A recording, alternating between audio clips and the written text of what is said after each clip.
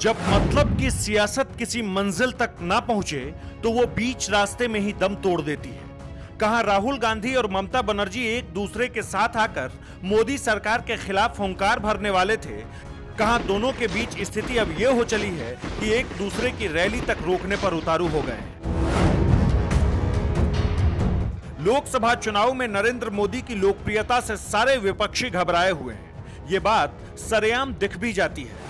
कहां तो महागठबंधन की बात चल रही थी, लेकिन अब ममता बनर्जी ने कांग्रेस अध्यक्ष राहुल गांधी के हेलीकॉप्टर को उतारने की अनुमति देने से इनकार कर दिया, जिसके चलते उनकी सिल्लीगुड़ी की सभाओं को रद्द कर दिया गया है। ममता बनर्जी की सियासत ऐसी ही राहों से होकर गुजरती रही है। पहले भी महत्वाकांक्षाओं की डोर थामे ममता अपने विरोधियों को रोकने के लिए प्रशासन का गलत इस्तेमाल अपने तरीके से करती रही है।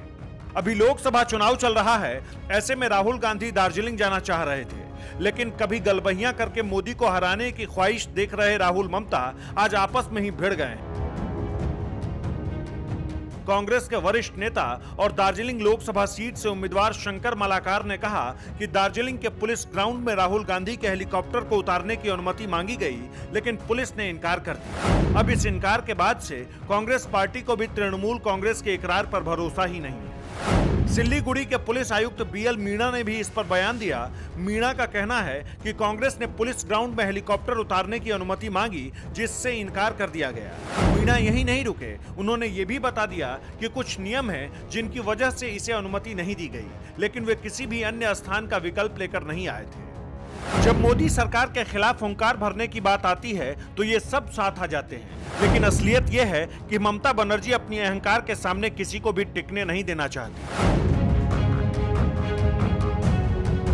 पश्चिम बंगाल में लोकसभा की 42 सीटें हैं और इन 42 सीटों पर ममता बनर्जी की स्थिति बहुत अच्छी है नहीं। इस बात से ममता को ज्यादा ही बौखला गई है।